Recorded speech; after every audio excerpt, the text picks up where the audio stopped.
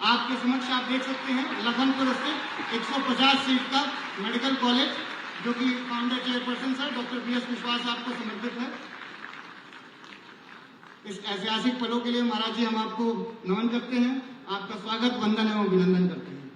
धन्यवाद। एक बार जोरदार तालियों से स्वागत करिए परम आदरणीय परम श्रद्धेय माननीय मुख्यमंत्री जी का।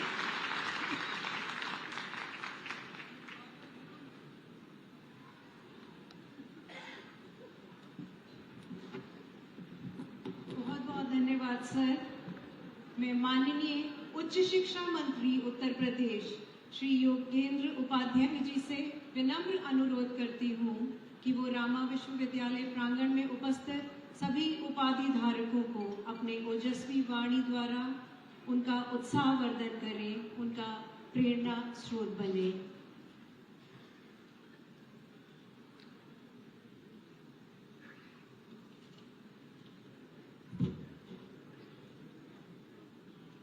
आज के इस दीक्षांत समारोह के मंच पर आसीन उत्तर प्रदेश के मुखिया, हम सब के नेता, यशस्वी मुख्यमंत्री श्रद्धेय योगी आदित्यनाथ जी,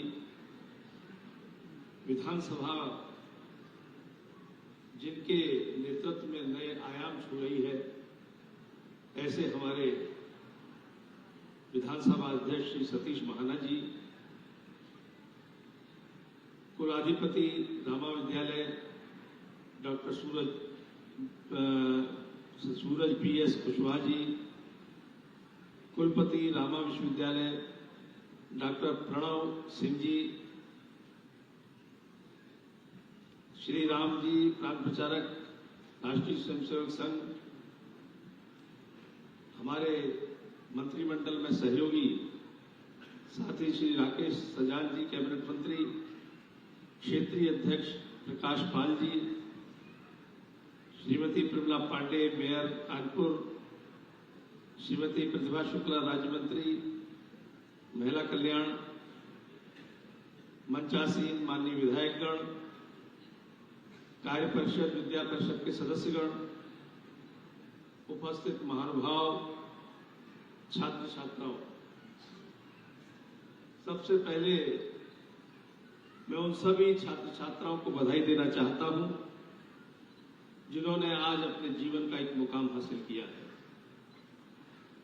उपाधि हासिल की है। इनमें कुछ लोगों को मेडल्स भी मिले होंगे, जिन्होंने उस मुकाम में भी एक विशेषज्ञता हासिल की। आज आप सब नए जीवन की शुरुआत कर रहे हैं, अपने जीवन में नए युग में प्रवेश कर रहे हैं।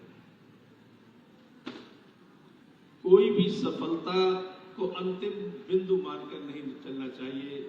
छात्र छात्राओं, यह शुरुआत है। सफलता जीतने का प्रारंभ होता है, सफलता विजय का आरंभ होता है, यह मानकर चलना चाहिए। और उसी को दृष्टिगत रखते हुए अपने नए जीवन में ऐसे मुकाम हासिल करें कि जो मेडल्स आपने जीते हैं, अब समाज के लिए आपको मॉडल बनना होगा। मित्रों, इस सफलता में जो आपने अभी हासिल की है, आप तो बधाई के पात्र हैं ही, साथ में आपके माता पिता, आपके गुरुओं को भी मैं बधाई देना चाहता हूं, क्योंकि आपको नहीं मालूम होगा या मालूम होगा, मुझे नहीं मालूम, कि उनके कितने अप्रत्यक्ष रूप से सहयोग, उनकी तपस्या, त्याग, बलिदान से आज आपको ये दिन हासिल हुआ है। तो आप सबको भी उनके श्री चरणों में हमेशा नमन करते रहना चाहिए। कुछ लोगों को उपाधि हासिल हुई है आज, कुछ लोगों को मेडल्स मिले। उपाधि जिनको मिली है उन्होंने भी प्रयास किया होगा मेडल्स मिले उनको, लेकिन नहीं मिल पाए होंगे, उन्हें निराश नहीं होना चाहिए। अभी बहुत जीवन पड़ा है आपको अन्य क्षेत्रों में मेडलिस्ट बनने का, मॉडल बनने का। कुछ सपनों के मर जाने से जीवन नहीं मरा करता, इसलिए आपके सामने एक बहुत बड़ा जीवन है।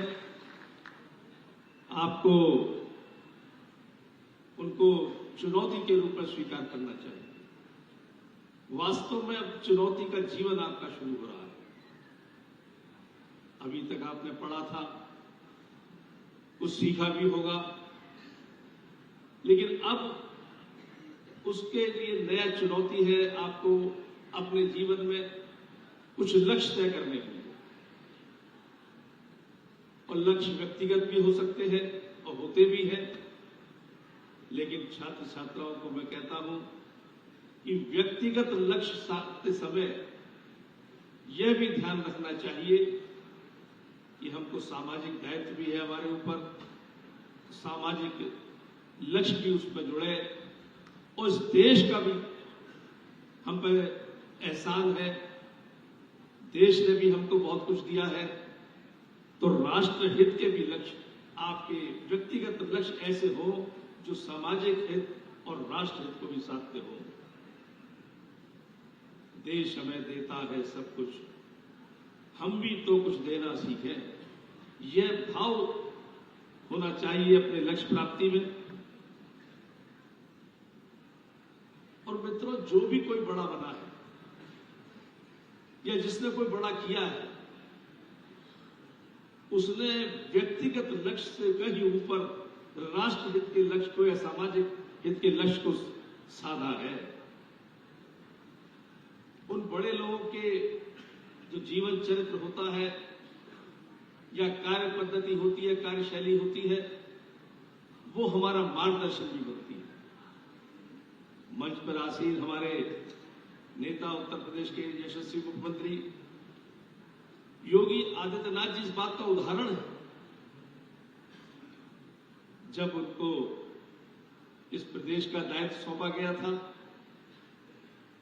उन्होंने हमको अपने आचरण से सिखाया। उपदेशों से तो सिखाने वाले बहुत होते हैं,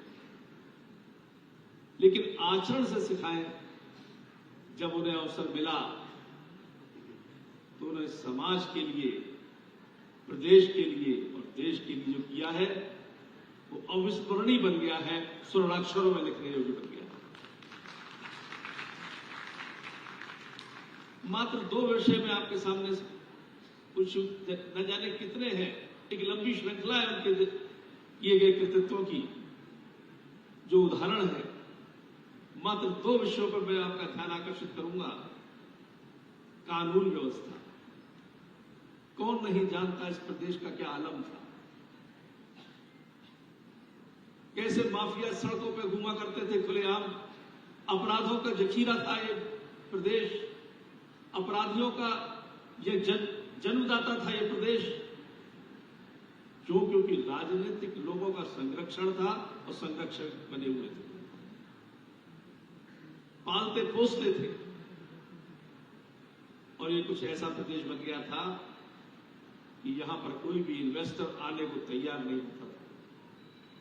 ये उत्तर प्रदेश, यहां तो गुंडों का राज्य, और लगने लगा था एक आम जनमानस को कि अब सुधर भी नहीं सकता। लेकिन माननीय योगी जी आए, एक दृढ़ फैसला लिया और फैसले से जो सेवा की इस प्रदेश की, आज गुंडा इस प्रदेश में दिखता नहीं है, गुंडाई करने की हिम्मत नहीं जुटाता, ये किया। ये आम जनता की सेवा है, समाज की सेवा है, देश की सेवा है, प्रदेश की सेवा है। ये हमको उनके आचरण से सीखा कि जब अवसर मिले तो फिर समाज के लिए करना चाहिए। और यही कारण है आज कि विश्व भर के इन्वेस्टर्स उत्तर प्रदेश में आने को तैयार है। एक छोटी सी घटना मैं बताऊंगा आपको। जब मैं पेरिस भेजा था माननीय मुख्यमंत्री जी ने हमको, तो हमको ये समझाया गया था कि पेरिस के लोग हिंदुस्तान को बड़े उपेक्षा से देखते हैं, हकारत से देखते हैं। लेकिन वहां जो उत्सुकता देखी मैंने इन्वेस्टर्स से बात करने की, जो उत्सुकता थी उनको उत्तर प्रदेश में काम करने की, जो ललक थी, तो मैंने आखिर पूछ ही लिया एक से कि why are you so anxious in Uttar Pradesh, in UP.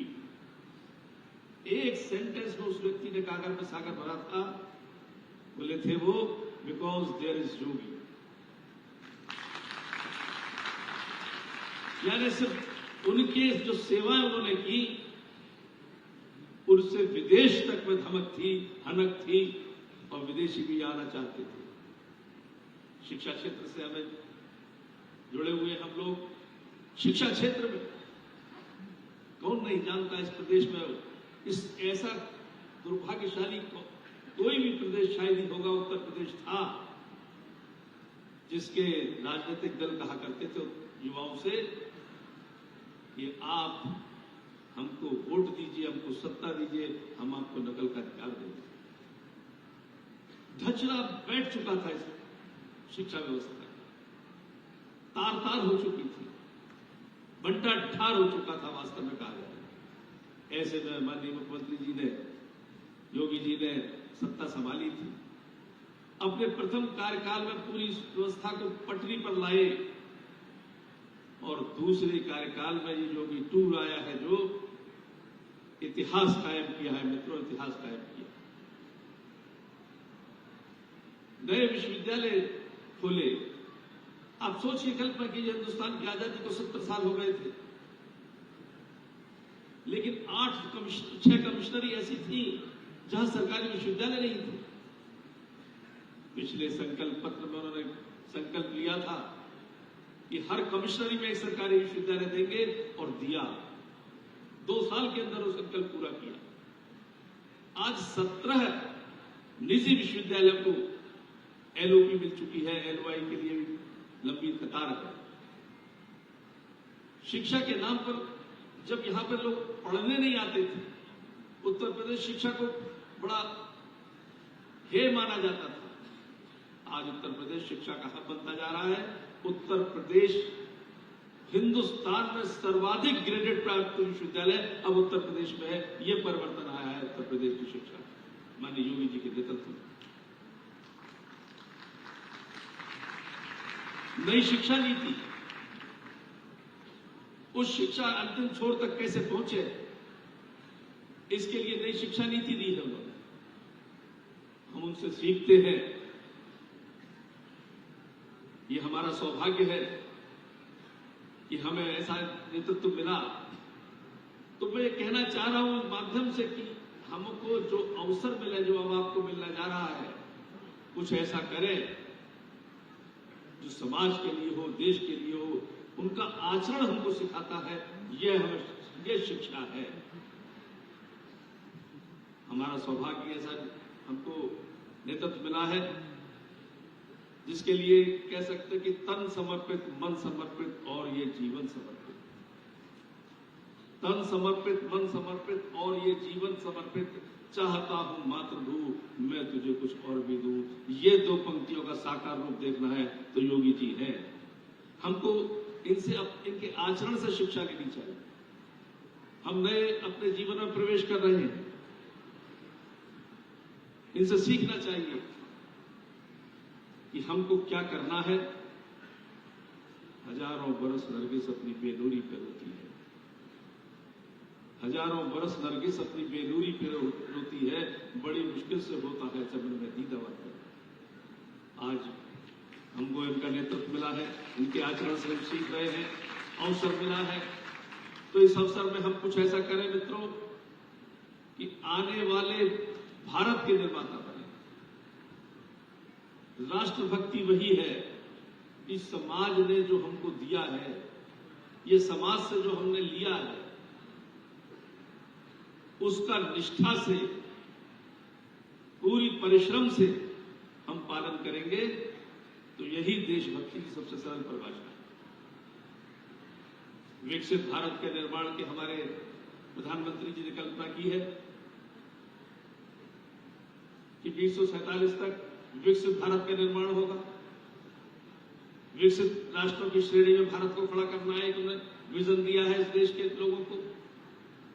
वो जो विजन बनाते हैं उसको मिशन बनाते हैं, वो पैशन से लगते हैं। लेकिन हम सबको भी चुनौती है, आप आने वाले भविष्य भारत के, आप सबको ये संकल्प लेना होगा कि जो जहां जिस भूमिका को अपना सुनिश्चित करे, उस भूमिका में ये ध्यान रखे कि प्रधानमंत्री के इस संकल्प को कि विकसित भारत का निर्माण करना है, उसमें हमारा क्या योगदान हो सकता है, इस महायज्ञ में हम कौन सी आहुति डाल सकते हैं। इन्हीं शब्दों के साथ मैं आपको पुनः शुभकामनाएं देता हूं कि हमारे प्रधानमंत्री का धन्यवाद। आपके इन प्रेरणादायक व उत्साहवर्धक शब्दों के लिए आपका बहुत बहुत धन्यवाद। मैं माननीय अध्यक्ष उत्तर प्रदेश विधानसभा परम आदरणीय श्री सतीश महाना जी से विनम्र अनुरोध करती हूँ कि वो अपना उद्बोधन यहाँ उपस्थित देश के भविष्य हमारे नौजवानों में सकारात्मक ऊर्जा का संचार करें।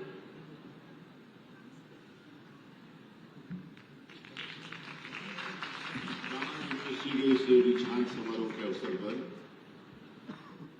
हम सबको आशीर्वाद देने के लिए जिनका मार्गदर्शन हम सबको प्राप्त होने वाला है, हम सबके प्रेरणा स्रोत देश और दुनिया में जिन्होंने अपने काम से एक संदेश दिया है, सकारात्मक जिन्होंने उत्तर प्रदेश की छवि को बदला है, ऐसे हम सबके लिए बहुत ही आदरणीय है मुख्यमंत्री श्री योगी आदित्यनाथ जी महाराज, हमारे उच्च शिक्षा मंत्री आदरणीय योगेंद्र उपाध्याय जी, कुलाधिपति आदरणीय डॉक्टर सूरज BS कुशवाहा जी, जनार्दन अमरनाथ जी, डॉक्टर प्रणव सिंह जी, माननीय मंत्री श्री राकेश सचान जी, श्री प्रकाश पाल जी, प्रमिला पांडे जी, प्रतिभा शुक्ला जी, सभी सम्मानित विधायकगण, इस कार्यक्रम में उपस्थित सभी सम्मानित बंधुओं और उपाधि धारक छात्रों, भाई और बहनों, हम सबको माननीय मुख्यमंत्री जी का आशीर्वचन प्राप्त होना है। मैं केवल दो बातें कहकर अपनी वाणी को विराम दूं। एक तो हम सब छात्रों को जिनको अभी कुलाधिपति ने दीक्षोपदेश दिया है, उस दीक्षोपदेश को हम सब ने, जिन्होंने इस दीक्षोपदेश को ग्रहण किया है, उन्होंने आके एक लाइन बोली है कि हम प्रतिज्ञा करते हैं कि हम आजीवन इस दीक्षोपदेश का पालन करेंगे। आपने कसम खाई, ये बात आपको हमेशा ध्यान रहे, तो जीवन में काम करने का आनंद भी आएगा और जिस उद्देश्य को आप पूर्ति करने लगे वो उद्देश्य की भी पूर्ति है। क्योंकि तो समाज और देश हमारे को सब कुछ देता है, हमारे माननीय मंत्री जी का देश हमें देता है। मैं कानपुर का हूँ, कानपुर वासियों के साथ मेरा पारिवारिक संबंध है। एक जगह एक मेरे डॉक्टर मित्र कहने लगे कि मैं बहुत पढ़कर पास हुई, मैंने बड़ी मेहनत करी। मैंने कहा निश्चित रूप से मेहनत करी, इसमें और भी लोगों का योगदान है, और किसका हो सकता है, पढ़ा तो मैं हूँ। मैंने कहा निश्चित रूप से तुम पढ़े तो तुम्हारा योगदान है, और किसी का है कि नहीं। मैंने कहा तुम्हारे माता पिता का है योगदान कि नहीं, कहाँ है। मैंने कहा फिर तुम्हारी पढ़ाई के पीछे उनका। फिर मैंने कहा जिन टीचर्स ने, जिस फैकल्टी ने तुम्हारे को पढ़ा उसका योगदान है कि नहीं, उन्हें कहाँ है। मैंने कहा बस इसके अलावा और कौन हो सकता है। मैंने कहा इसके अलावा बहुत सारे लोग हैं जिनका योगदान है, विशेष रूप से डॉक्टर्स के बीच में भी जाकर इस बात को कहता हूँ कि जिन्होंने MBBS करी है, जिन्होंने डॉक्टरी पढ़ी है, जिस समय आप अपने प्रैक्टिकल्स के लिए अपनी लैब में जाते हैं, वहां पर एक शव पड़ा हुआ होता है जिसके ऊपर आप प्रैक्टिकल करते हैं, जिसको ना आप जानते हैं ना आपको जानता है, वो व्यक्ति किसी को भी नहीं जानता और आप उसको नहीं जानता, वो आपकी उद्देश्य को पूर्ति करता है और आपकी सफलता के लिए उसका योगदान होता है। इसमें उनका योगदान होता है कि जिन्होंने अपने उस पारिवारिक जन की मृत्यु प्रधान शरीर को मेडिकल के लिए, फैसिलिटीज के लिए दे दिया, इसलिए उनका योगदान। इसलिए हम जो कुछ भी करते हैं, हमारे में सबका योगदान अपने जीवन में ध्यान रखना चाहिए कि हम सबके योगदान से आगे बढ़े और उस उद्देश्य की पूर्ति के लिए जो हमारे को दीक्षोपदेश दिया है उस उद्देश्य की पूर्ति करें। मैं एक बात कहकर अपनी बात को विराम दूंगा कि माननीय मुख्यमंत्री जी के बारे में जितना कुछ भी हम कहें वो कम हो। केवल इतनी बात पूछना चाहता हूं आप लोगों से, आज से लगभग 8 वर्ष पहले उत्तर प्रदेश के हमारे डॉक्टर्स, हमारे बंधु, हमारे लोग उत्तर प्रदेश के बाहर जाते थे उनको किस भाव के साथ देखा जाता था कि कहाँ से आए, मैंने उत्तर प्रदेश से। और आज इन 7 वर्षों के अंतर्गत जो परिवर्तन पूरे देश और दुनिया में हम सबको दिखाई पड़ा है, उससे हम सब लोग उससे सकारात्मक रूप से प्रभावित हैं और हम सब लोगों का मान बढ़ा है। यदि आप इस बात को मानते हैं कि 8 वर्षों के अंतर्गत उत्तर प्रदेश में आप के रहने, आप जो लोग, हम सब उत्तर प्रदेश के वासी हैं, माननीय मुख्यमंत्री जी की वजह से अगर हमारा सम्मान बढ़ा है तो मेरा आपसे निवेदन है कि खड़े होकर एक बार माननीय मुख्यमंत्री जी का संदर्शन करें। ये बात का प्रमाण है हम सब लोगों का सम्मान और मान बढ़ाने का जिस व्यक्तित्व में काम किया है, अपने आप को समर्पित करके समाज के लिए, उनका मार्गदर्शन हम सबको प्राप्त होना है। इसीलिए इससे ज्यादा मुझे बहुत कुछ कहने का, मैंने कहा कहूंगा तो घंटों लग जाएंगे, लेकिन उस बात को कहने का अवसर भी नहीं है और समय भी नहीं है। सबको माननीय मुख्यमंत्री जी का आशीर्वाद प्राप्त हो, इस बात को ध्यान में रखते हुए मैं जितने भी हमारे बच्चे जिन लोगों को आज इस डिग्री प्राप्त हुई है और जिन्होंने डॉक्टरेट करी और विभिन्न प्रकार की उपाधियां मिली हैं, उन सबके उज्जवल भविष्य की शुभकामनाएं करता हूं और रमा यूनिवर्सिटी के प्रति हृदय से आभार भी करता हूं। उन्होंने इस यूनिवर्सिटी को एक नया स्वरूप दिया, एक नया विजन दिया, एक नई टेक्नोलॉजी दी, नए इनोवेशन के साथ आज इस प्रकार का नाम रामा यूनिवर्सिटी का कानपुर और देश में है। इसको और आगे बढ़ाएंगे और इन बच्चों का सम्मान और आगे बढ़ाएंगे। इतनी बातें बहुत बहुत धन्यवाद। जय हिंद।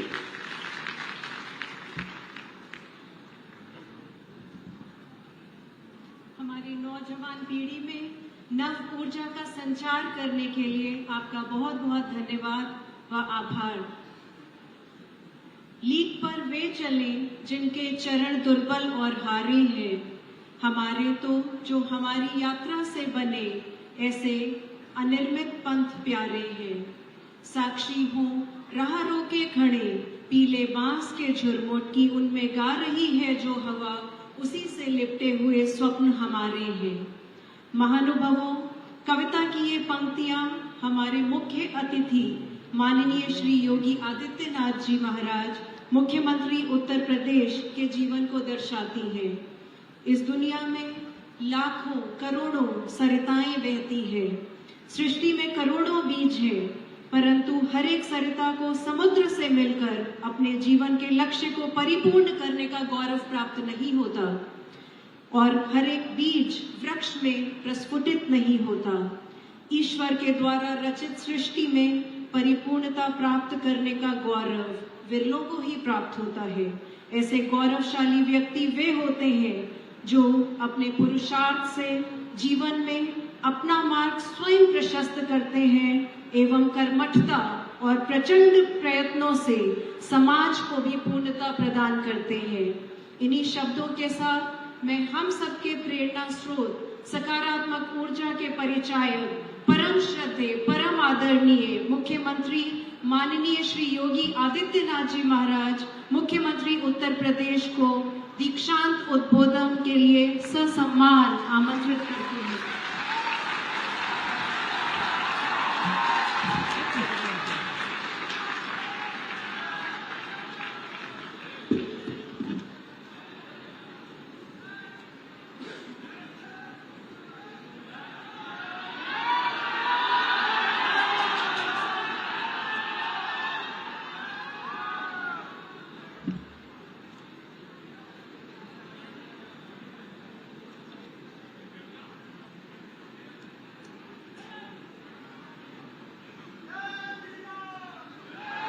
विश्वविद्यालय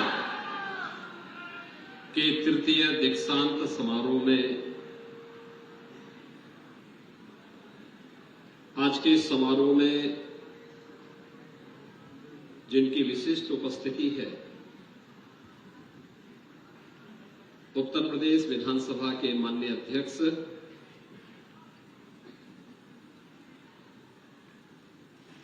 और इसी माटी के सपूत श्री सतीश महाराज जी, प्रदेश सरकार में मंत्रिमंडल के मेरे वरिष्ठ सहयोगीगण, उच्च शिक्षा के मंत्री श्री योगेंद्र उपाध्याय जी, सूक्ष्म लघु मध्यम उद्यम विभाग के मंत्री श्री राकेश सचान जी, महिला कल्याण, बाल विकास एवं पुष्टाहार विभाग की राज्य मंत्री श्रीमती प्रतिभा शुक्ला जी,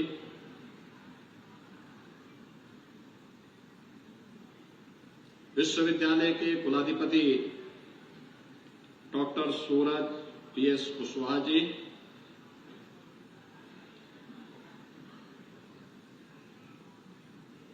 कुलपति डॉक्टर जनार्दन अमरनाथ विजय,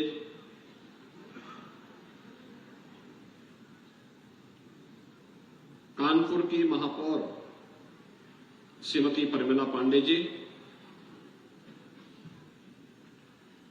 हमारे माननीय विधायकगण श्री सुरेंद्र मैथानी जी,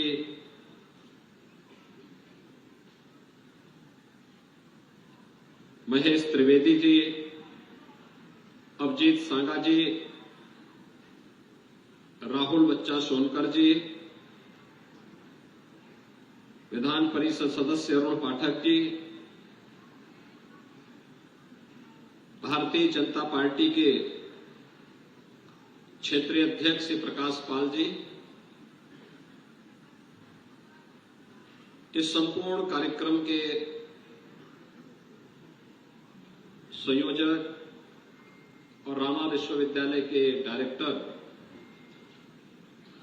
डॉक्टर प्रणव सिंह जी,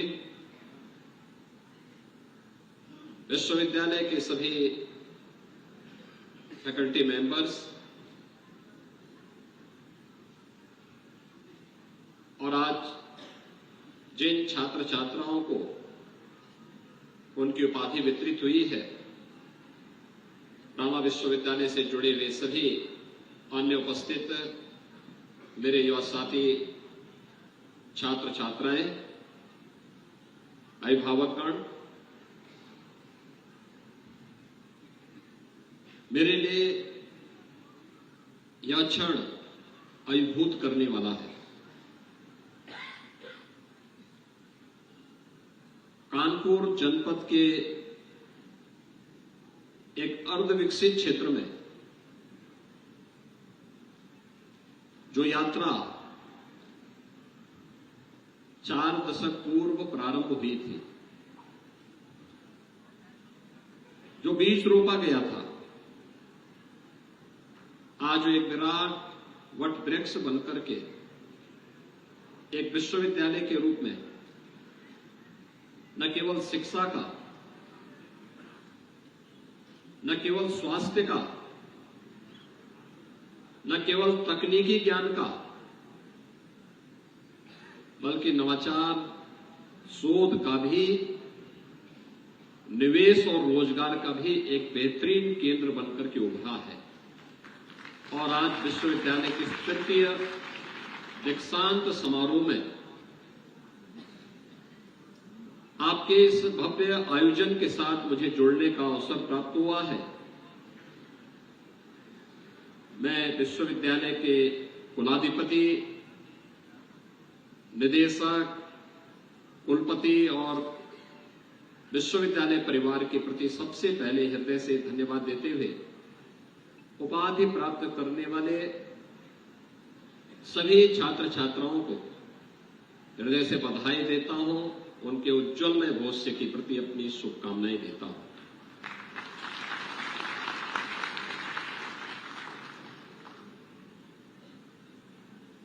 कुलाधिपति महोदय ने जब दीक्षोपदेश आप सबको दिया था, तो उन्होंने बड़ी शालीनता के साथ यहां पे दीक्षोपदेश का पाठन किया। आपने भी उनके साथ वाचन करने के साथ अंत में प्रतिज्ञा ले ली। वास्तव में प्राचीन भारत की गुरुकुल परंपरा के उस प्रावर्तन समारोह का ये दीक्षांत समारोह हिस्सा है, जिसमें कोई स्नातक अपनी शिक्षा को अर्जित करने के बाद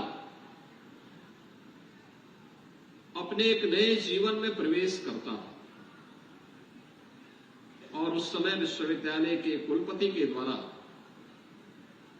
जो किसी गुरुकुल में किसी ऋषि के आश्रम में स्थापित थे, उनके द्वारा यह उपदेश अपने स्नातकों को दिया जाता था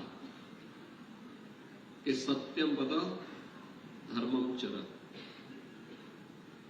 यानी सत्य बोलो और धर्म का आचरण करो। और उसके बाद फिर यह दीक्षा उपदेश आगे चलते चलते हर उस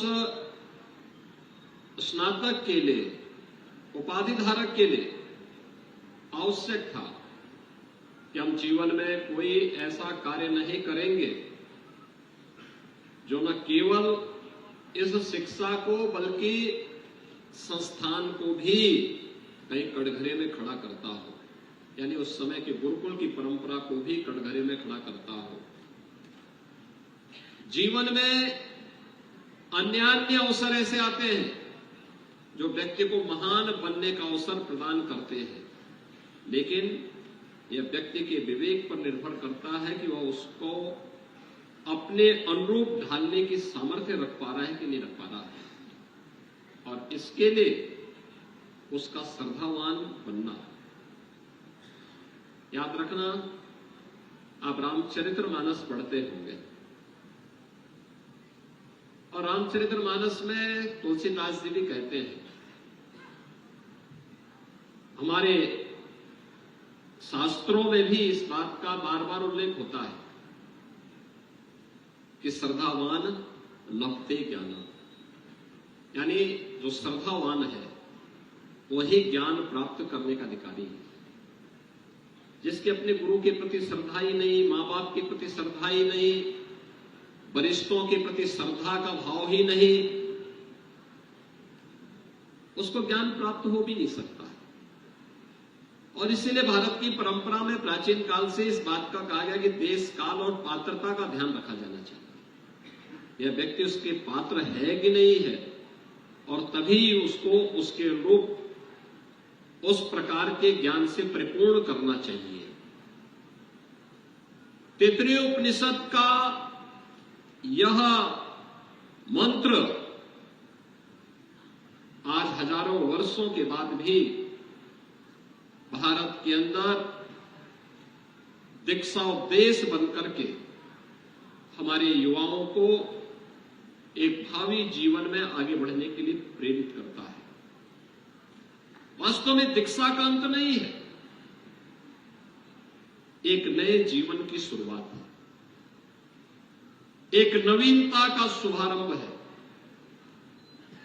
और उस नवीनता को शुभारंभ करने के उद्देश्य से आज विश्वविद्यालय ने यहां पर इस तृतीय दीक्षांत समारोह में मुझे आमंत्रित किया। मैं सबसे पहले उनको हृदय से धन्यवाद देता हूं कि मुझे भी इस क्षेत्र में आकर के यहां पर चल रही गतिविधियों को नजदीक से अवलोकन करने का अवसर प्राप्त हुआ।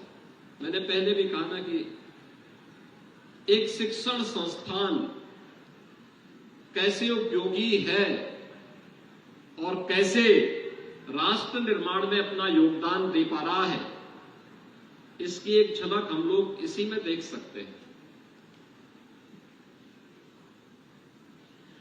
यहां पे शिक्षा भी दी जा रही है, यहां पे स्वास्थ्य का भी एक प्रमुख केंद्र है, यहां पे मेडिकल की फैकल्टी होगी तो स्वाभाविक रूप से आने वाले पेशेंट को योग्य चिकित्सकों से दिखाने की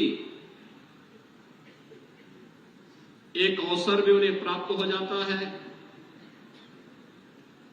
यहां पे इंजीनियरिंग के भी फैकल्टी है तो स्वाभाविक रूप से टेक्निकल नॉलेज से भी लोग परिपूर्ण होते हैं। आयुर्वेद का भी संस्थान है, यहां पर नर्सिंग का भी संस्थान है, फार्मेसी भी है, एग्रीकल्चर भी है और लॉ भी है। यानी ये सभी चीजें एक साथ एक संस्थान में एक जगह 10 से 12 हजार विद्यार्थी एक अच्छी खासी फौज फैकल्टी की। अब याद करिए, हम लोग इन्वेस्टमेंट की अपनी पॉलिसी बनाते हैं। पॉलिसी बना करके हम लोग उद्योग लगाने के लिए इंसेंटिव देते हैं। उद्देश्य क्या होता है? हमारे यहां निवेश आएगा तो उसके साथ रोजगार भी आएगा। मुझे बताओ, इससे अच्छा निवेश और इससे अच्छा रोजगार, इससे अच्छा नवाचार और इससे अच्छा शोध का केंद्र और दूसरा क्या? कि शिक्षा भी है, उपचार भी है, यहां पे रोजगार भी है, नौकरी भी है, निवेश भी है। हजारों लोगों को यहां पे नौकरी, यानी हजारों छात्र पढ़ रहे हैं तो हजारों लोगों को नौकरी और रोजगार भी प्राप्त हुआ है, निवेश भी है और साथ साथ विकास का एक माध्यम भी अकेले एक संस्थान बन सकता है। वह रमा विश्वविद्यालय ने कानपुर के सेमी अर्बन एरिया में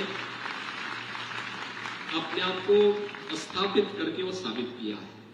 और मैं सचमुच इसके संस्थापकों को इसके लिए हृदय से श्री बीएस कुशवाहा जी को, जिनकी स्मृति में आज एक मेडिकल इंस्टीट्यूट का उद्घाटन अभी संपन्न हुआ है, उनकी स्मृतियों को नमन करते हुए अपनी विनम्र श्रद्धांजलि भी अर्पित करता हूं।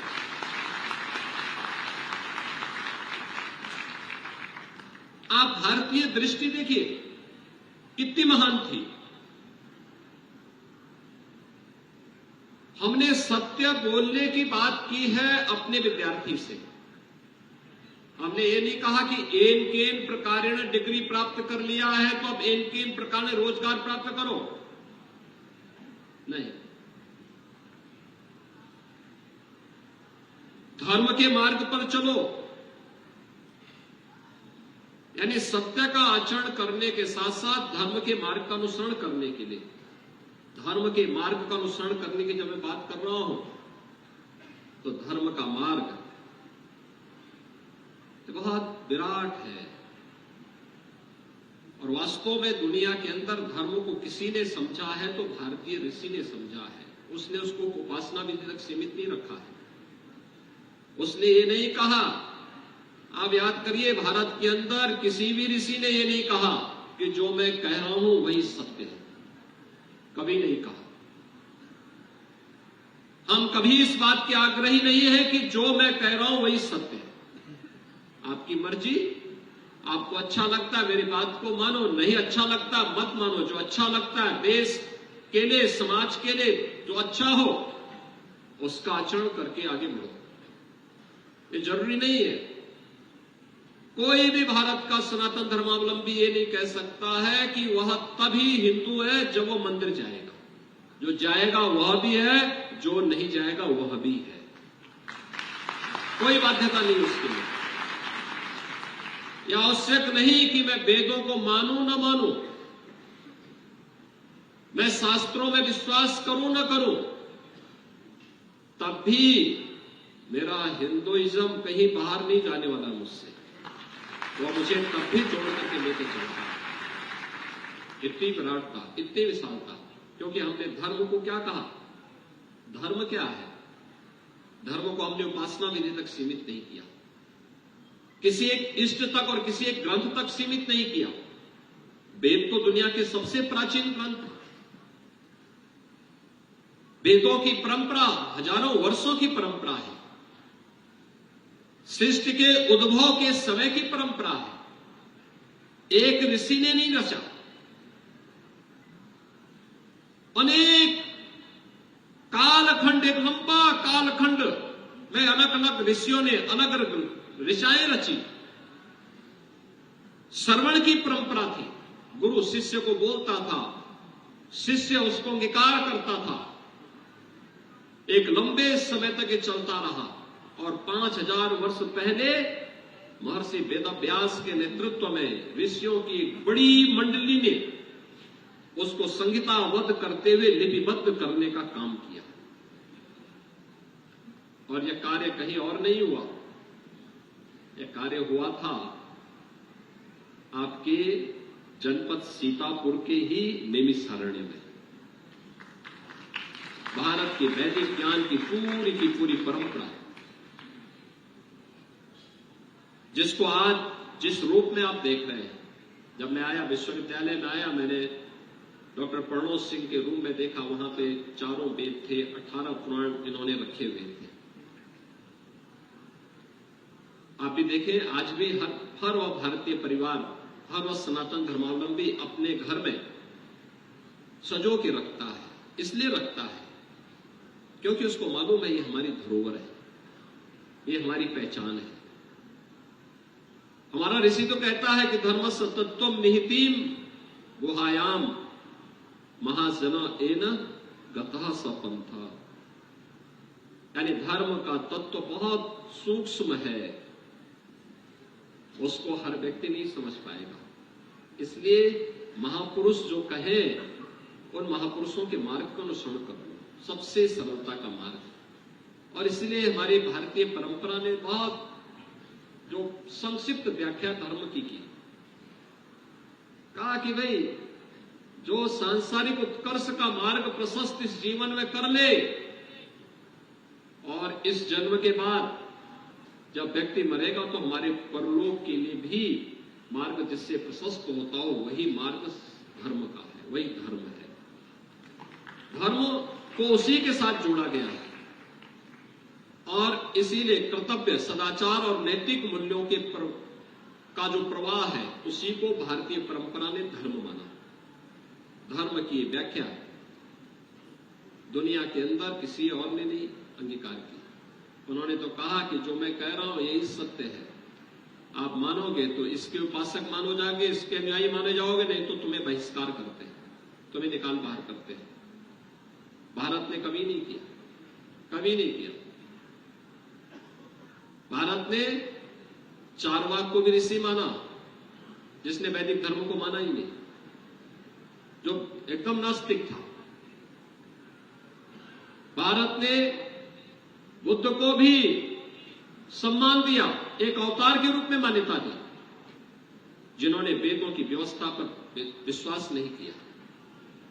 हम लोग उस महान परंपरा के वारिस हैं, और इसलिए उपनिषद, तैत्तिरीय उपनिषद का यह उपदेश जो हम दीक्षांत उपदेश के रूप में, जिसे कुलाधिपति ने आपके सामने वाचन किया था, और आपने उसको उसी रूप में अंगीकार करते हुए अपने भावी जीवन को आगे बढ़ाने के लिए एक संकल्प लिया है।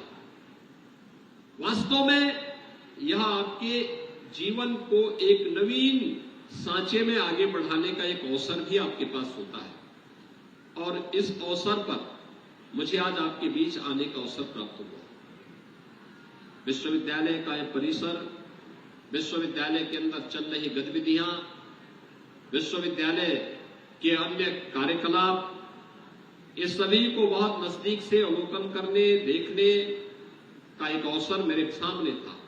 और मेरे लिए इसलिए महत्वपूर्ण हो जाता है क्योंकि उत्तर प्रदेश के अंदर अन्य जनपदों में भी, अन्य संस्थानों में भी कहां पे क्या कुछ हो रहा है, मुझे ये सब देख करके जहां कुछ अच्छा होता है उसको फिर दूसरे संस्थानों में भी लागू करने के लिए मैं उन लोगों को बोलता हूं, उसको भी वहां लागू करने के लिए उनसे कहता हूं, और एक स्वस्थ प्रतिस्पर्धा खड़ी हो सके, क्योंकि तभी हम आगे बढ़ पाएंगे।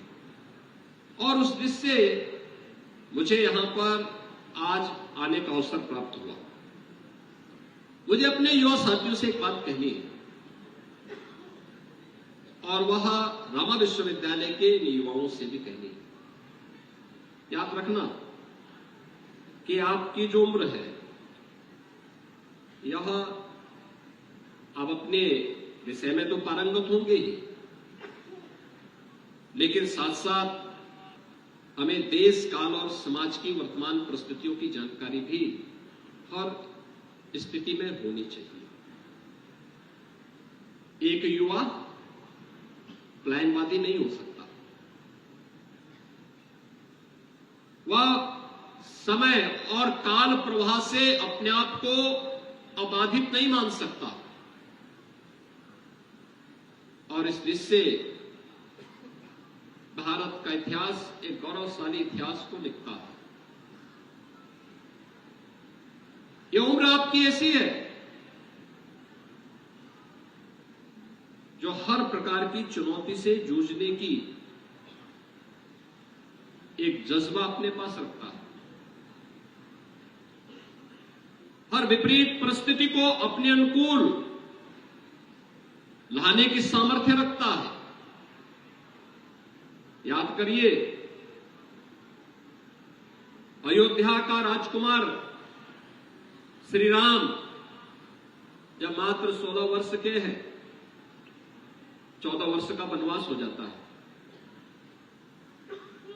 और इस 14 वर्ष के वनवास में ही उन्होंने उत्तर से लेकर दक्षिण तक पूरे भारत को जोड़ दिया। क्या उम्र रही होगी उस समय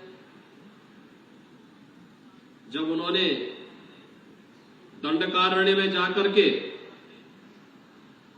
उस समय वहां पर संचालित होने वाले गुरुकुलों का संचालन करने वाले ऋषि मुनियों को अभय प्रदान करने के लिए संकल्प लिया था। निश्चरहीन करो मई भुज उठाए ऋणहीन का संकल्प लिया होगा। क्या उम्र थी राम की उस समय जब उन्होंने उस समय सेतु बंध का निर्माण किया होगा, कृष्ण कंधा पर सुग्रीव को शासक के रूप में स्थापित किया होगा और रावण जैसे बलशाली को मार करके इस धरती को राक्षस विहीन करके फिर वापस अयोध्या आए होंगे। कुल मिलाकर के जो उम्र मैंने बताई है यही है और यही युवा अवस्था है। सेतुबंध का 100 योजन समुद्र में सेतुबंध का निर्माण किया था उस समय, समाज को जोड़कर, वनवासियों को, गिरवासियों को, वंचितों को जोड़ करके उन्होंने काम किया था। याद करिए, कृष्ण मथुरा में कंस के अत्याचार से तबाह मथुरा को अभय प्रदान करने का काम करते हैं। क्या उम्र थी? वो तो युवा भी नहीं हुए थे, किशोर थे। पूरी लीला उन्होंने मथुरा वृंदावन में अपनी रस दी और जैसे ही मथुरा को कंस के अत्याचारों से मुक्ति प्रदान की, गुरुकुल चले गए। वापस आए तो यहां शांति से लोग रह सके, फिर द्वारिका चले गए और संकल्प एक ही था कि परित्राणाय साधूनाम विनाशाय च दुष्कृताम। कुछ भी अकृत नहीं, कुछ भी अपने में नहीं। याद करिए, जब बुद्ध ने कहा होगा अब दीपो भव,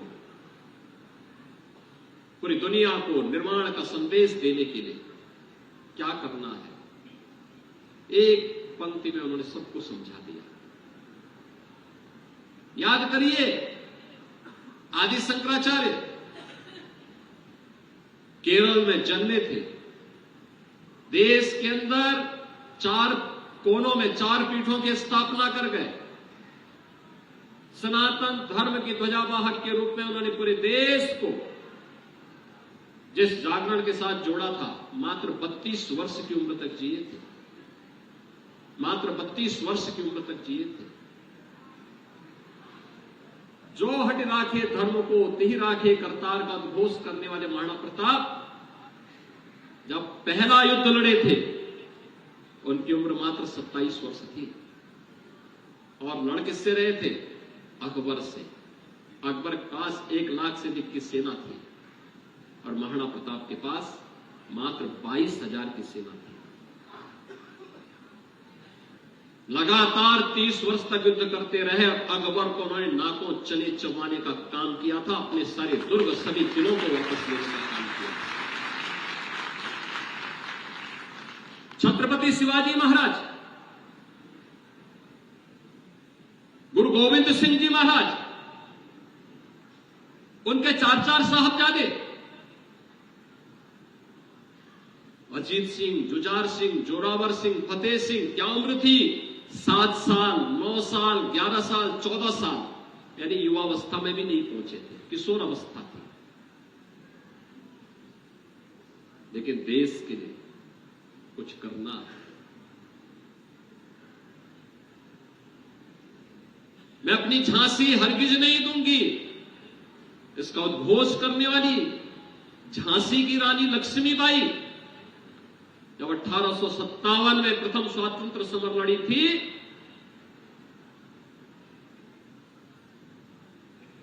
उम्र थी 26 साल और अंग्रेजों को उन्होंने उस समय परास्त करने का काम किया था। फिरंगियों को मार मार करके वहां से उन्होंने भगाया था। वीर सावरकर भारत की आजादी के लिए एक ही जन्म में 2 आजन्म कारावास की सजा प्राप्त करने वाले वीर सावरकर को जब आज 2 आजीवन कारावास की सजा होती है, उम्र थी मात्र 28 साल।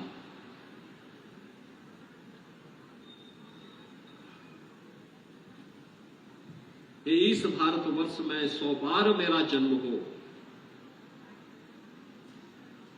कारण सदा ही मृत्यु का देशोपकारक कर्म हो, इसका उद्घोष करने वाले पंडित राम प्रसाद बिस्मिल, ठाकुर रोशन सिंह और अस्फाउल्लाह खां, ये सभी 25 से लेकर के 35 वर्ष की उम्र के ही युवा थे। ये सभी एक जैसी उम्र थी और इसीलिए मैं युवाओं से कहना चाहूंगा, कहीं भी उठा लेगा भारत के अंदर।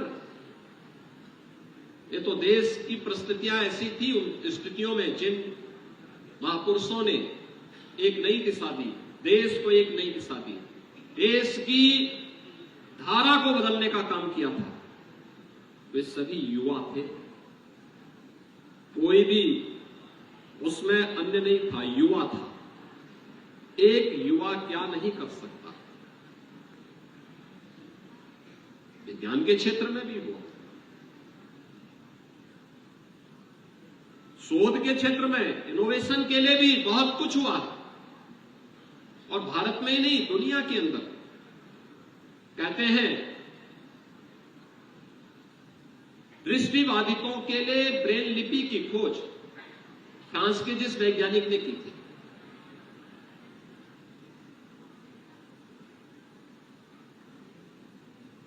उसकी उम्र, लुइस ब्रेल की उम्र मात्र 15 वर्ष की थी जब उन्होंने पहली बार ब्रेल लिपि की खोज की थी। आइंस्टीन जब अपना सिद्धांत की पुष्टि कर रहा होता है तो उस समय सापेक्षता का सिद्धांत हो, उसकी उम्र 19 से 20 वर्ष थी। न्यूटन जब गुरुत्वाकर्षण के नियमों के बारे में दुनिया को बता रहा है, उम्र मात्र 23 वर्ष है। मुझे लगता है यहां उपाधि धारा करने वाले जितने भी लोग हैं 16 से लेकर 25 वर्ष की उम्र के होंगे। मुझे लगता है सभी लोग उसी से ऊपर होंगे और इसलिए आपके लिए कुछ भी असंभव नहीं है। कुछ करने का जज्बा होना चाहिए और इसके लिए याद रखना, हमें जीवन में नवाचार को, नए शोध को और अपने आसपास घटित होने वाली हर घटना का अवलोकन करने की एक नई कार्यशैली को विकसित करने के लिए तैयार होना होगा। वो किसी भी क्षेत्र में। मुझे आज अच्छा लगा, मैं अभी जब आ रहे थे तो मैं स्पीकर साहब से ये कह रहा था, मैंने कहा देखिए यहां पे लोग फैकल्टी ऑफ लॉ भी लिख सकते थे, उन्होंने उसमें जुडिशरी साइंसेस लिख दिया है। अच्छा क्या, एक नया शब्द दिया।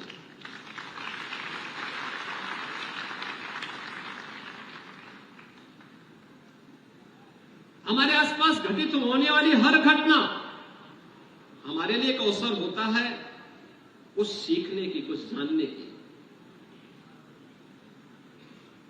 कुछ प्रेरणा प्राप्त करने की और उसके माध्यम से एक एक बात को नोट करके फिर आप आगे बढ़ाएंगे तो आपके पास एक अच्छी स्टडी हो जाएगी। आपके पास शोध का एक बड़ा ग्रंथ तैयार हो सकता है।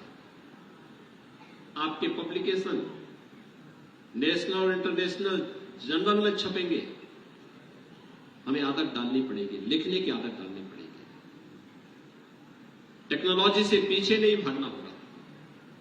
रिफॉर्म से जो समाज विज्ञान से और रिफॉर्म से पीछे भागा, साइंस एंड टेक्नोलॉजी से अपने आप को दूर किया और रिफॉर्म से पीछे हटा, वो कभी आगे नहीं बढ़ पाया, कभी आगे नहीं बढ़ पाया। याद करिए 1947 में देश आजाद हुआ।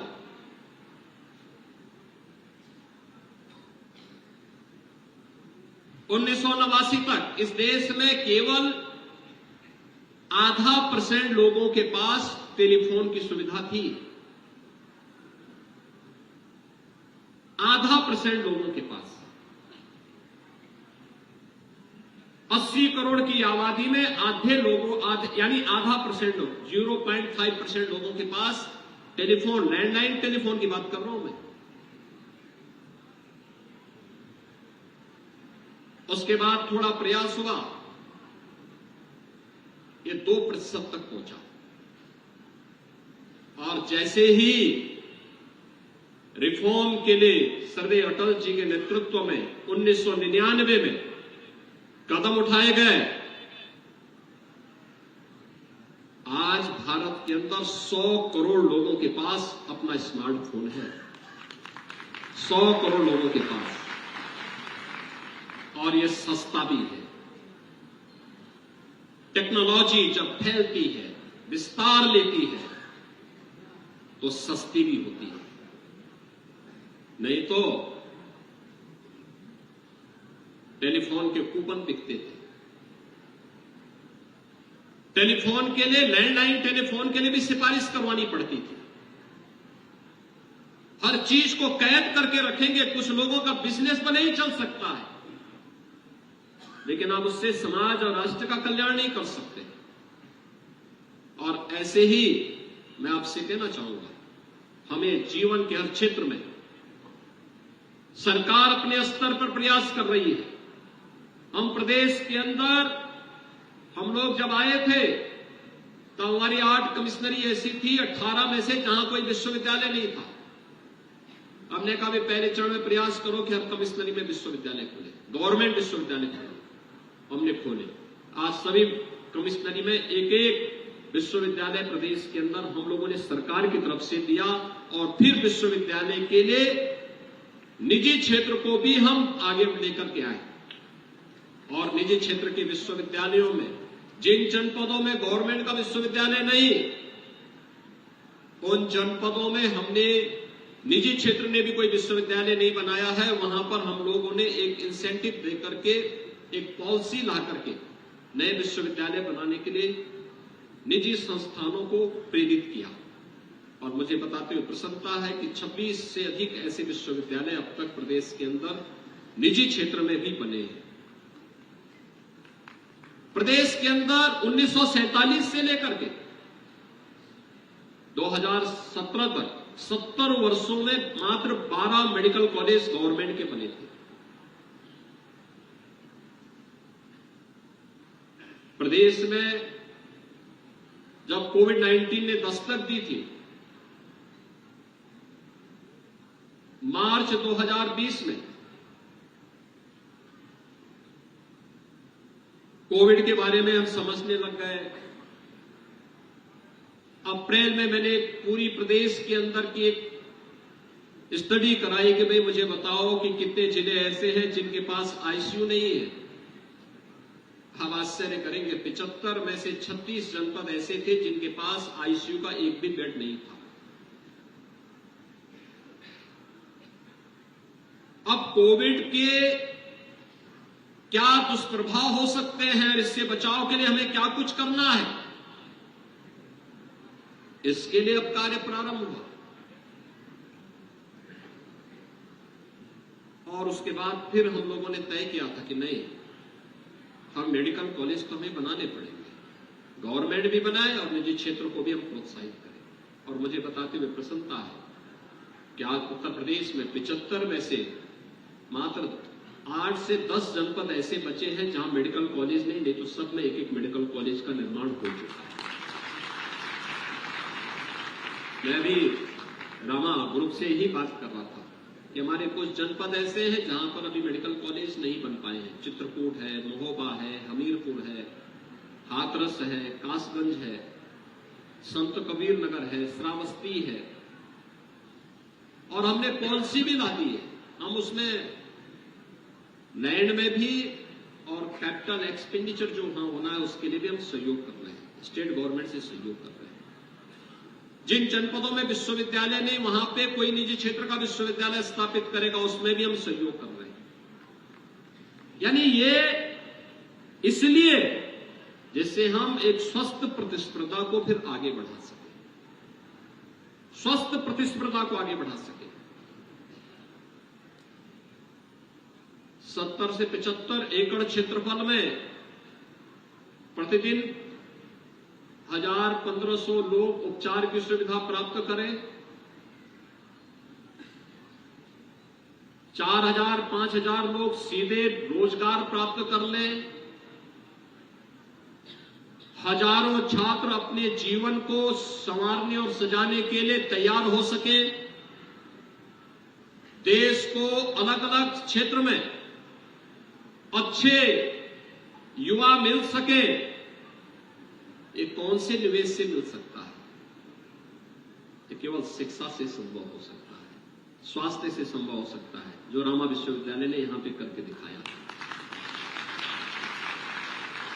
और इसीलिए मैं आप सबसे कहना चाहूंगा, तकनीक से भागिए मत। लोग बहुत कुछ बोलेंगे, बोलने वालों को बोलने दीजिए, रिफॉर्म से भी मत भागिए, जो करना है करके रहिए।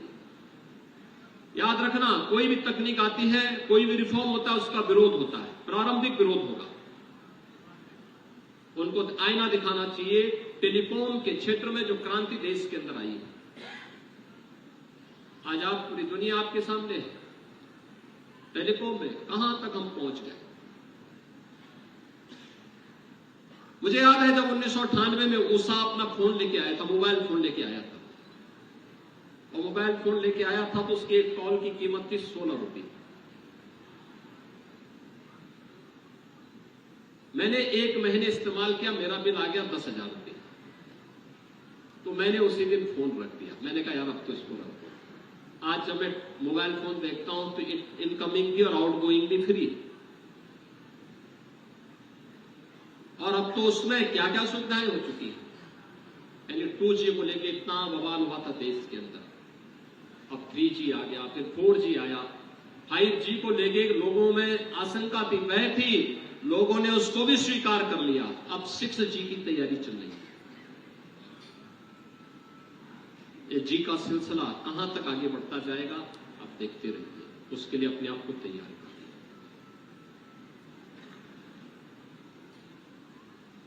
1990 के दशक में याद करिए, कंप्यूटर आ रहा था, कितना विरोध हो रहा था, रोजगार छीन लेगा, नौकरी चली जाएगी, बैंकों में हड़ताल हो गई। कंप्यूटर, आज कौन सा ऐसा घर है जिसके पास कंप्यूटर नहीं? अरे हमारी सरकार को 2 करोड़ युवाओं को टैबलेट उपलब्ध करा रही है। 2 करोड़ युवा, तकनीकी जिससे हमारा युवा अगर सक्षम नहीं होगा तो चुनौतियों का सामना करेगा कैसे? आज हम दे रहे हैं, हर संस्थान दे रहा है, लेकिन एक समय था कंप्यूटर का विरोध हो रहा था।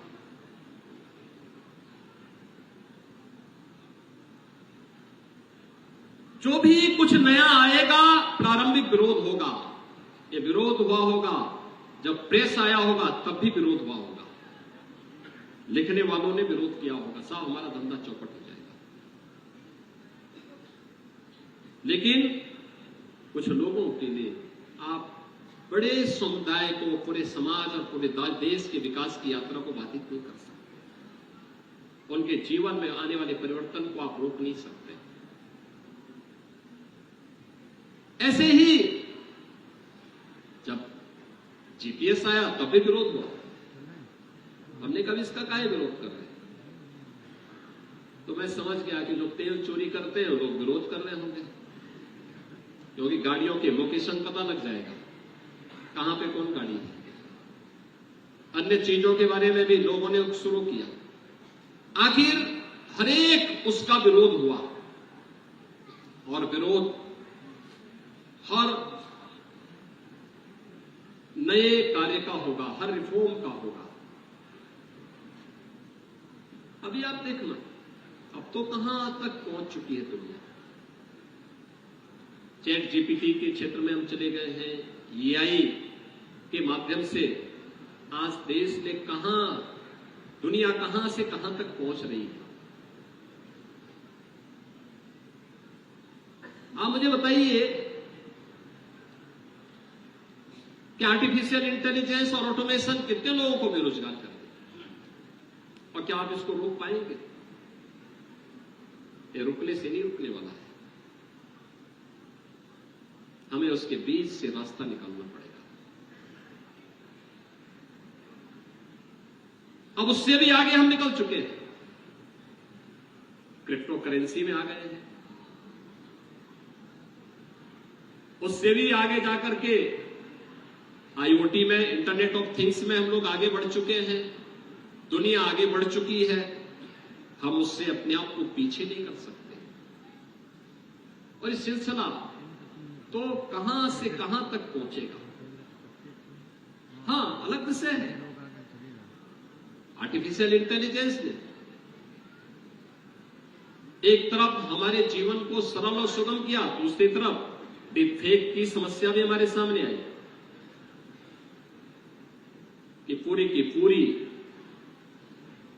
अब वीडियो फिल्म और आवाज को हूबहू नकल करके वह ऐसा जनरेट कर दे रहा है कि आप रोज देख रहे होंगे डिजिटल अरेस्ट की घटनाओं के समाचार आ रहे हैं, और भी तमाम प्रकार के अन्य समाचार आ रहे हैं। उसके सुरक्षात्मक उपायों के बारे में और उसके नैतिक निहितार्थों के बारे में तय करना ये उपयोगकर्ता का भी काम है और संस्थानों का भी काम है कि हम भी उसके प्रति उतने ही सजग होकर के लोगों को उसके प्रति जागरूक करें। अगर कोई आपको ये कह रहा है, कोई बात कह रहा है, तो आवश्यक नहीं कि सामने जो तस्वीर है सचमुच उसी की है, उसको एक बार क्रॉस वेरिफिकेशन जरूर करवाने की आवश्यकता है। ये तो किसी भी ऐसे डिजिटल अरेस्ट के शिकार आप भी बन सकते हैं, और हमें उसके प्रति सतर्क रहना पड़ेगा। यात्रा आगे बढ़ेगी, इसको जो भी इससे अपने को पीछे करेगा वह अपनी विकास की यात्रा को बाधित करेगा। ये निरंतर दुनिया उसके पीछे भाग रही है, दुनिया उसके साथ चल रही है, वर्चस्व उसी का है जिसने इस तकनीक को अपनाया है, उसके साथ जुड़ा है। क्वांटम कंप्यूटिंग में आ गए हम लोग, एग्रीकल्चर के फील्ड में जीन एडिटिंग में पहुंच चुके हैं। ये एक लंबी यात्रा, ये आगे बढ़ती जाएगी, और इसीलिए आपके पास भी यहां पर एक अवसर है हमारे संस्थानों को इसके साथ अपने आप को जोड़ना, लेकिन उसके सुरक्षात्मक उपायों के बारे में, उसके नैतिक निहितार्थों के बारे में भी उतना ही सजग और सतर्क रहकर के कार्य करने की आवश्यकता है। दूसरा, यह सिलसिला थमने से नहीं रुकने वाला है, ये रुकेगा नहीं। ये काल का प्रवाह है, वो किसी की चिंता नहीं करता, वो आगे बढ़ता जाएगा। हमें विकास की इस प्रक्रिया का सहगामी बनकर के आगे बढ़ना पड़ेगा। हमें इस बात को ध्यान में रखना होगा कि चुनौतियां भी हमारे सामने आएंगी।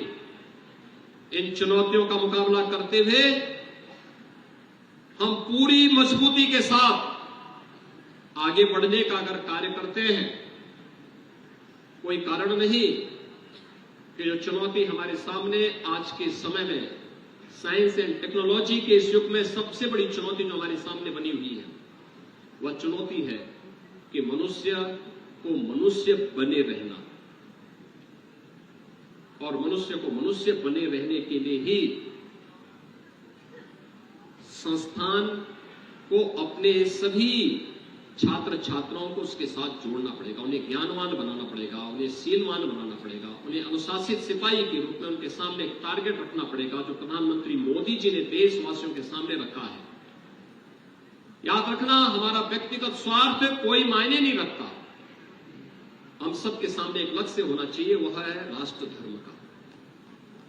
मेरी कोई भी मत और मजहब होगा, कोई मेरा उपासना विधि होगी, वो कोई मायने मेरे लिए नहीं रखती। अगर वो मेरे राष्ट्र धर्म के सामने आड़े आ रहा है तो मुझे उसको एक और करना पड़ेगा, अपने राष्ट्र धर्म को सर्वोपरि मानना पड़ेगा। और राष्ट्र धर्म को सर्वोपरि मान करके अगर हम कार्य करेंगे तो भारत को दुनिया में आगे बढ़ने से कोई ताकत रोक नहीं पाएगी। याद करना, पूरे विश्व का ध्रुवीकरण आज भारत के इर्द गिर्द होने जा रहा है। अगले 10 वर्ष की यात्रा को अगर आप देखेंगे तो यात्रा शानदार तरीके से आगे बढ़ रही है और उस शानदार यात्रा के लिए आपको अपने आप को तैयार करना होगा। मैं यहां पे विश्वविद्यालय से 2-3 मुद्दों पे जरूर बात करूंगा। एक, ट्रेडिशनल मेडिसिन, यहां पे आयुर्वेद का भी है, एलोपैथ का भी है। ट्रेडिशनल मेडिसिन और मॉडर्न मेडिसिन को जोड़ करके कैसे आप एक अच्छा कार्य आगे बढ़ा सकते हैं, इस पर व्यापक रूप से आगे बढ़ने की आवश्यकता है। टेक्नोलॉजी का उपयोग करते हुए कैसे हम दूर दराज के गांवों में टेली कंसल्टेशन, टेली मेडिसिन की सुविधा उन लोगों को दे करके और यहीं पे बैठ करके, आपका कोई टेक्नीशियन होगा, वही टेक्नीशियन वहां गांव में जाकर के लोगों को उसके साथ जोड़ करके सामान्य मरीजों को वहां रखिए। जो गंभीर मरीज है उनके लिए हॉस्पिटल की सुविधा हो, अनावश्यक भीड़ भी दूर होगी, लोगों को गांव में ही सुविधा प्राप्त हो सकती है। बहुत आसान है, बहुत अच्छा हो सकता है। या ये टूल का इस्तेमाल इसमें कर सकते हैं, बहुत कुछ हो सकता है। और ये तो सौभाग्य की बात है कि एक साथ एक इंटीग्रेटेड कैंपस है, मेडिकल भी है, आयुर्वेद भी है, फार्मेसी भी है, नर्सिंग भी है, इंजीनियरिंग का भी है, लॉ का भी है, सभी कुछ एक साथ एक कैंपस में, एग्रीकल्चर का भी है, सब कुछ एक कैंपस में प्राप्त हो रहा है। एक पक्ष यह और दूसरा पक्ष वह जो यहां पर आप अपने दैनिक उसके साथ जोड़ते हो। इतना सब कुछ है इस कैंपस में। लगभग 12 से 15 हजार लोग एट ए टाइम रहते हैं। 12 से 15 हजार लोग, यहां का ड्रेनेज, यहां का सीवर, यहां का सॉलिड वेस्ट, इसके मैनेजमेंट की व्यवस्था। क्या कोई देसी पद्धति आप इसमें अपनी ओर से अपना सकते हैं? कुछ इसमें नया नवाचार हो सकता है, कुछ नए शोध को क्या इस क्षेत्र में हम आगे बढ़ाने के लिए कुछ कार्य कर सकते हैं? संभव है। थोड़े से प्रयास को आगे बढ़ाने की आवश्यकता है। बहुत सारे लोग कर रहे हैं और ये मुझे अच्छा लगा। जब मैं विश्वविद्यालय की प्रगति यात्रा को देख रहा था तो मुझे बहुत अच्छा लगा कि विश्वविद्यालय के 5000 से अधिक जो शोध पत्र हैं वे राष्ट्रीय और अंतर्राष्ट्रीय जो पत्रिकाएं हैं, जो जर्नल्स हैं, उनमें उन प्रकाशित हुए हैं। 150 से अधिक पेटेंट, 30 राष्ट्रीय और अंतर्राष्ट्रीय जो सम्मेलन यहां पे अब तक संपन्न हुए हैं, 300 से अधिक यहां पे एक्सटेंशन जो आउटरीच के कार्यक्रम यहां पे संपन्न हुए हैं और 1000 छात्र और शिक्षकों ने उपलब्धि भी हासिल की है। 200 से अधिक पुरस्कार, 80 राष्ट्रीय और अंतर्राष्ट्रीय पुरस्कार और एक इंक्यूबेशन सेंटर भी यहां पे स्थापित करके सफलतापूर्वक उसका संचालन यह विश्वविद्यालय कर रहा है। मुझे लगता है कि यह एक शानदार यात्रा है, इसको और शानदार तरीके से आप कर सकते हैं। मुझे लगता है शुरुआत वहां से करिए। ड्रेनेज और सीवर के लिए देसी पद्धति, वो एसटीपी वगैरह की पद्धति देख अलग महंगा भी है, लेकिन साथ साथ खर्चीला भी है। खर्चीला भी होगा और सस्टेनेबल कितना है ये आप देख सकते हैं। लेकिन देसी पद्धति अपनाएंगे तो वह आपको सस्टेनेबल भी होगा और आपके द्वारा अगर उस पर कार्य किया गया है तो वह और भी आसान और सुखद अनुभूति कराने वाला होगा। उस दिशा में प्रयास किए जाने की आवश्यकता है। मैं इस अवसर पर उपाधि प्राप्त करने वाले सभी छात्र छात्राओं को, जिन्होंने यहाँ पे पीएचडी की उपाधि जिन्हें आज प्राप्त हुई है, जिन्हें प्रास्नातक और स्नातक की उपाधि प्राप्त हुई है, उन सभी छात्र छात्राओं को मैं इस अवसर पर, उनके भावकों को भी मैं इस अवसर पर हृदय से बधाई देता हूं, उनका अभिनंदन करता हूं। विश्वविद्यालय को इस आयोजन के लिए हृदय से धन्यवाद देते हुए आज यहां पर उत्तर प्रदेश के लिए एक नया मेडिकल संस्थान doctor BS Kushwaha institute of medical sciences का भी आज उद्घाटन हुआ है। मैं इसके लिए रामा संस्थान को हृदय से बधाई देता हूं। उनके संस्थापक डॉक्टर बीएस कुशवाहा, जिनकी स्मृति में मेडिकल इंस्टीट्यूट बना है, उनकी स्मृतियों को नमन करते हुए विनम्र श्रद्धांजलि अर्पित करता हूं और मुझे विश्वास है कि जीवन के प्रत्येक क्षेत्र में यह संस्थान निरंतर प्रगति के पथ पर आगे बढ़ेगा। आप सबके प्रति मेरी मंगलमय शुभकामनाएं। धन्यवाद। जय हिंद।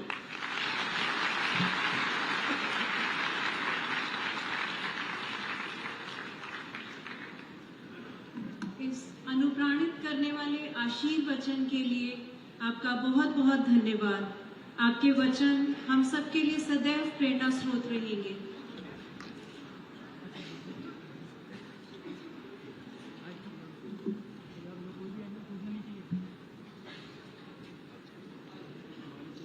मैं परम श्रद्धेय मुख्यमंत्री जी से विनम्र निवेदन करती हूँ कि वे सुश्री सुधा मूर्ति जी को उनकी अनुपस्थिति में मानक उपाधि प्रदान करें। रामा विश्वविद्यालय के निदेशक आदरणीय डॉक्टर प्रतीक सिंह जी से अनुरोध है कि वे मंच पर आकर सुश्री सुधा मूर्ति जी की ओर से ये सम्मान ग्रहण करें। रामा विश्वविद्यालय के लिए ये अत्यंत गौरव का विषय है कि आज वो एक ऐसी शख्सियत को डॉक्टरेट इन साइंस की मानक उपाधि से अलंकृत कर रहा है जिन्होंने विश्व पटल पर भारतवर्ष का नाम रोशन किया। उनके अटूट समर्पण ने इंफोसिस फाउंडेशन की स्थापना की।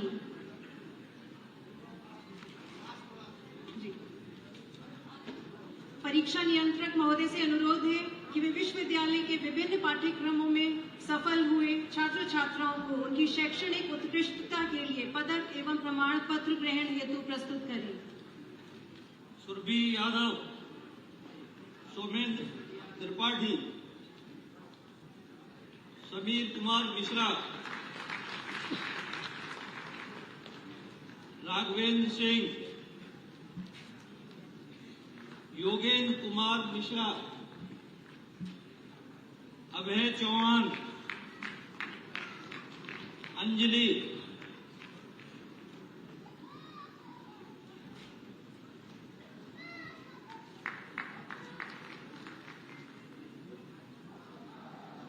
ऋषभ सिंह राठौर,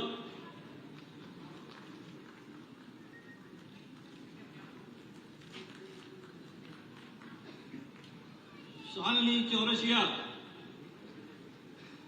नीतू गुप्ता, मोहम्मद मुदीशर,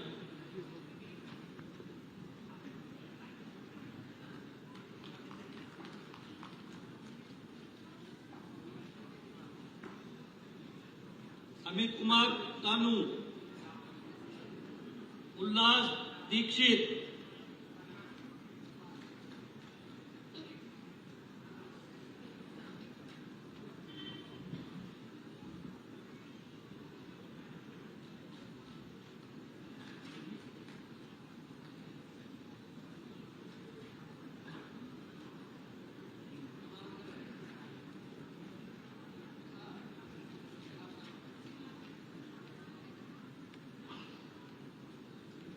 अवधेश मौर्य,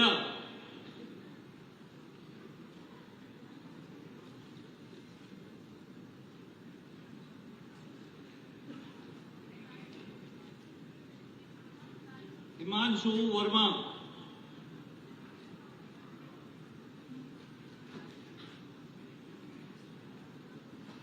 कुमार आशीष,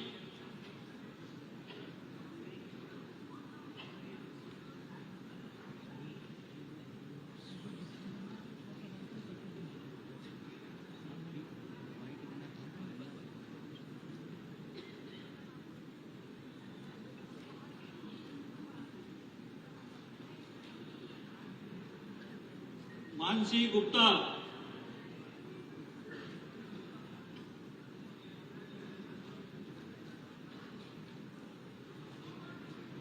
दीपेंद्र कुमार,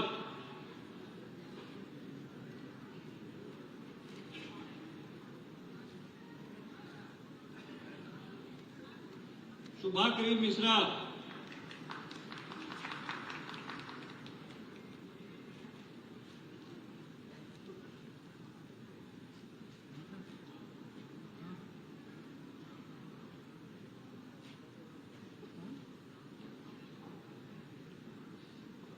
सोनल शर्मा,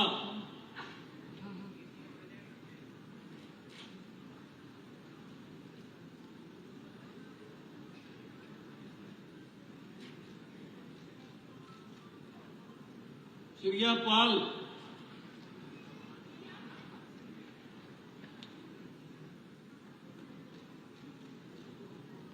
दिव्यांशी त्रिपाठी,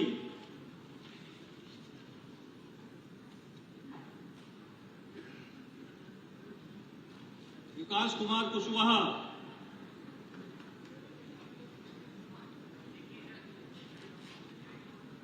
प्रिंस कुमार सिंह,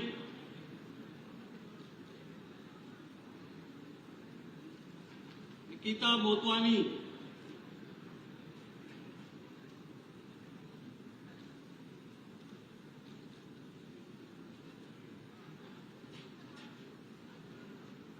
नवीन पाल,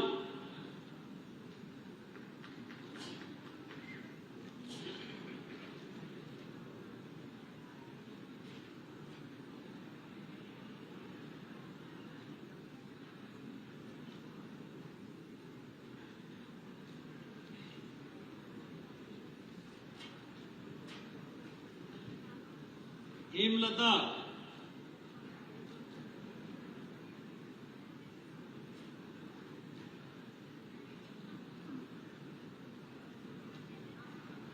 मानसी वाजपेयी,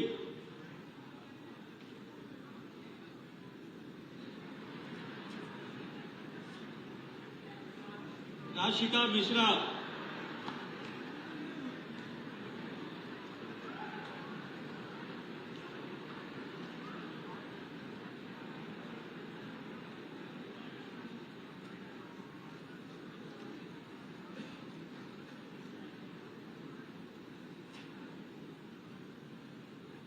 सोनिया दुबे,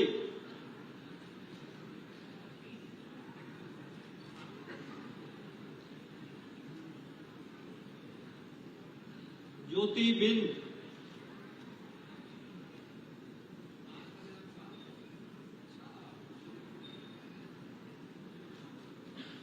हिमांशु मिश्रा,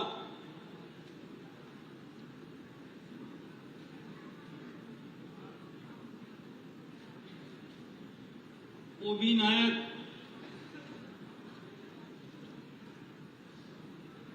सौम्या सिंह चौहान,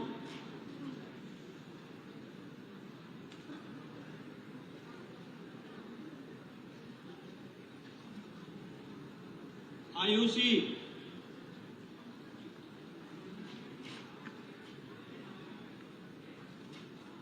राहुल कुमार,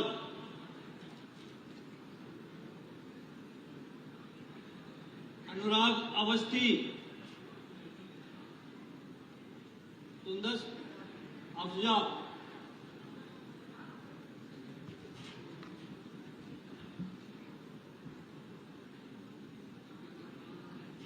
अपर्णा,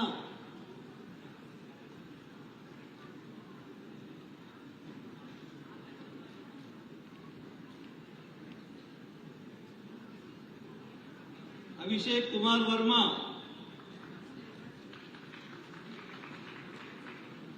अनामिका राज,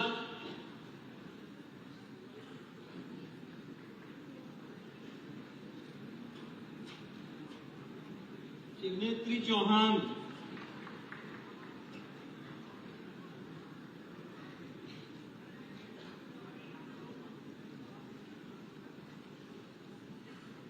जयराज पटेल,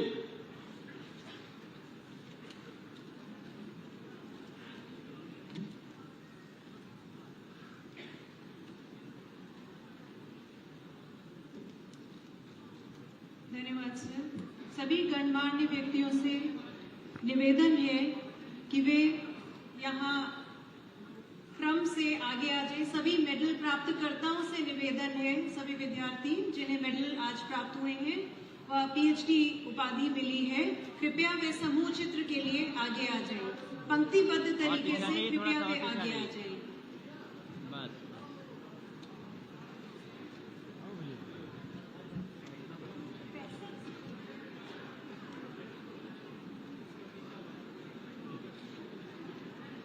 पीएचडी उपाधि धारकों व गोल्ड मेडल विजेताओं से निवेदन है कि वो क्रमबद्ध तरीके से आगे आ जाएं। समूह चित्र के लिए कृपया आगे आ जाएं।